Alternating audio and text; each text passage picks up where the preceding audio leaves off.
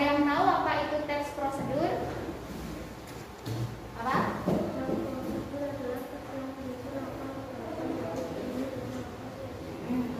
Teks prosedur adalah teks yang berisi langkah atau tahapan yang harus dipenuhi dalam melakukan suatu kegiatan. Jika kalian mau memasak, mungkin gitu prosedur kan? Ada bahan, ada alat, kemudian cara memasak atau cara membuat, kemudian biasanya ada tujuan. Terus ketika kalian mau menggunakan kipas angin baru, kalian beli kipas angin, kemudian di dalam dosnya mesti ada cara pemakaian, ya kan? Terus kalau kalian beli mungkin tape recorder atau TV, pasti ada cara penggunaan atau cara pemasangan, ya enggak? Nah, dalam teks prosedur ini yang pertama kita ada tujuan. Apa sih tujuan teks prosedur? Kenapa kok ada teks prosedur? Kemarin kita sudah belajar apa? Teks deskripsi, teks cerita fantasi, dan yang ketiga teks prosedur. Tujuannya apa? Agar kegiatan yang dilaksanakan itu berjalan dengan lancar, tanpa hambatan, tepat dan teratur. Kalau sampai beli kipas angin sama nggak tahu cara penggunaannya, akhirnya sama gatot-gatot nih, terus tas dicopin dos, ya kan? Tapi kalau ada cara penggunaan, kita pasti tahu prosedur tahap-tahap. Oh, setelah itu dipasang ini, dipasang kabelnya, terus baru dicolokin.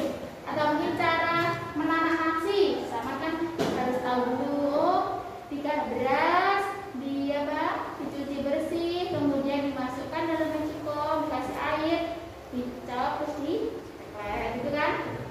Berikutnya, apa sih ciri-ciri dari teks prosedur, Cak?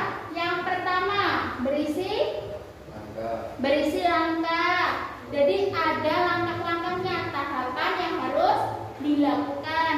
Yang kedua, apa? Bahasanya informatif. Informatif itu apa? Memberitahu pembaca, memberitahu pendengar, atau nanti pas baca, oh ini ya, kalian informatif itu memberitahu. Yang ketiga apa? Menjelaskan isi secara detail atau secara jelas, sejelas-jelasnya. Yang keempat,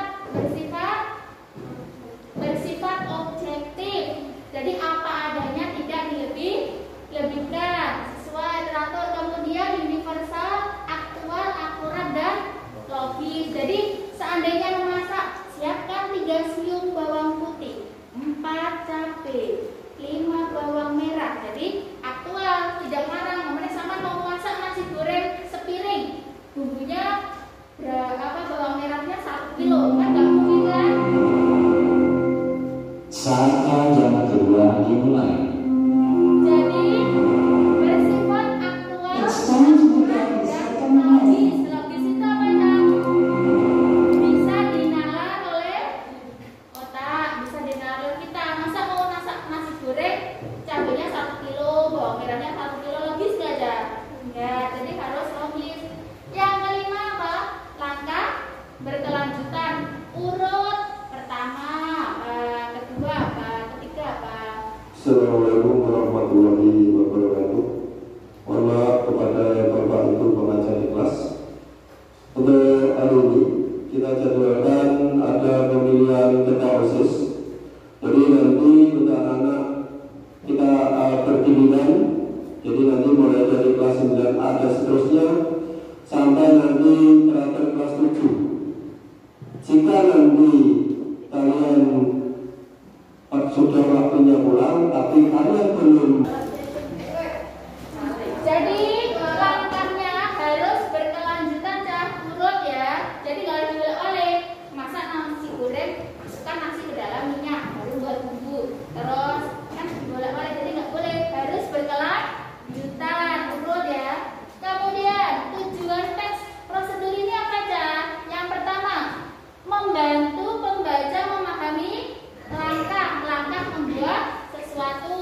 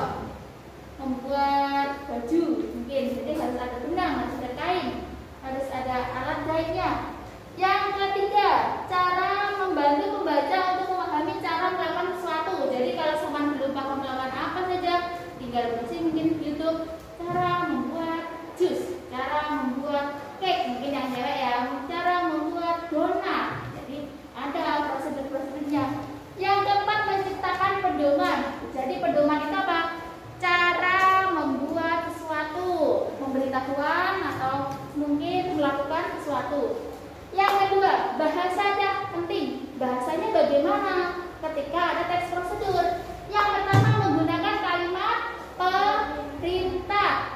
Jadi menggunakan kalimat perintah yang pertama, intonasi tengah meninggi. Jadi masukkan ini, kemudian kalian oseng-oseng. Mungkin ya kalau oseng-oseng, masukkan kecap, masukkan bumbu, tumis hingga harum. Jadi kan orang yang penyiar di depan itu kan biasanya yang suka masak-masak itu saya kan biasanya meninggikan suaranya, ya kan?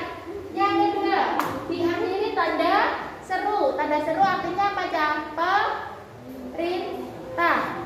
Siapkan minyak, siapkan margarin, kemudian siapkan cabai, siapkan atau mungkin siapkan bumbu yang sudah dihaluskan, panaskan api. Yang ketiga, kalimat pola inversi. Jadinya polanya itu urut ya, mulai dari yang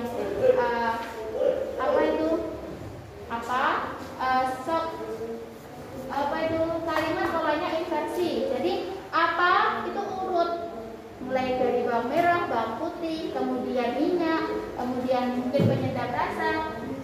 Berikutnya menggunakan partikel lah atau kan. Maksudnya apa? Di akhir kalimatnya itu dikasih partikel. Jika kalian sudah memasukkan nasi goreng ke dalam wajan, tuanglah kecap. Mungkin kan pakailah kan. Terus yang kedua, penggunaan kalimat pasif diawali dengan ter atau di. Kemudian subjek sebagai penderita. Maksudnya apa? Subjeksi itu loh, yang nasi goreng itu kan sebagai penderita yang kita masak. Kemudian predikat atau imbuhan diterterkan. Predikat personal atau ganti orang. Jadi predikat imbuhan, predikat itu dikasih imbuhan. Umpamanya, jika nasi sudah mulai tercium bau, mungkin jika bumbunya sudah bumbunya sudah harum, tercium bau harum, nah baru kita masukkan nasi putihnya. Kemudian kita campur sama bumbu dan kita tuangkan kecap. Setelah sesuai selera kita kasih saus, mungkin kita kasih daging, kita kasih sosis sesuai selera. Kemudian yang ketiga, yang C, penggunaan kata keterangan. Yang pertama, kata kerja. Mungkin jika sudah selesai, siapkan nasi, kemudian tuang nasi goreng ke dalam piring, di atas piring yang sudah disediakan. Jadi tuanglah mungkin bakso atau mungkin mie ayam. Menggunakan adjektiva sifat alat atau dengan menggunakan apa? Jadi gunakan spatula yang tipis agar nasi goreng tercampur dengan rata, mungkin itu. Tujuannya, ada kalimat tujuan. Jika kalian masak nasi goreng jangan terlalu gosong, kemudian gitu. Tapi kalau kering juga nggak apa-apa, tapi jangan sampai gosong, jadi jangan ditinggal kemana-mana. Menggunakan kalimat saran, biasanya apa aja? Sarannya, saran penyajian, mungkin agar lebih nasi goreng agar lebih cantik, dikasih telur ceplok, mungkin dikasih sosis. Terus sausnya tidak terlalu banyak agar tidak asam. Kemudian menggunakan kata ukuran. Ukuran itu apa? Gunakan minyak 20 ml atau gunakan garamnya 1 sendok saja, gitu ya. Ukuran itu maksudnya. Jadi jangan dikira-kira 1 jipit atau berapa, sesuai selera. Menggunakan kelompok kalimat. Yang terakhir itu. Yang ketiga, jenis teks prosedur itu ada berapa? Ada 3. Yang pertama, teks prosedur memandu cara menggunakan atau main alat. Jadi mungkin main alat musik gitar, mungkin main piano, atau mungkin menggunakan alat tadi kipas angin, atau mungkin ada di rumah menggunakan apa dah? Alat-alat yang kita nggak tahu, di situ kan masih ada panduannya kan? Mungkin HP, ya kan? Ada panduannya cara menyalakan. Yang kedua, ada teks untuk memandu cara membuat. Cara membuat itu biasanya yang kita sering jumpai, membuat masakan, membuat makanan, membuat cake, membuat pizza mungkin. Yang ketiga, teks membantu cara melakukan kegiatan. Di situ ada yang pertama, di situ ada cara melakukan permainan igrah. Gitu. Jadi macam-macam ya, ada 3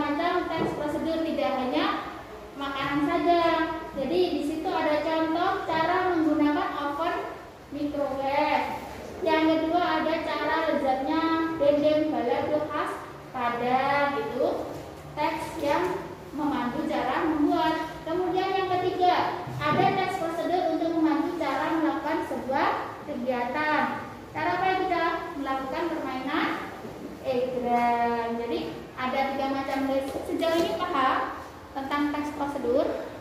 Makanya cara memandu, cara membuat, kemudian cara melakukan sebuah kegiatan. Ada 3 ya.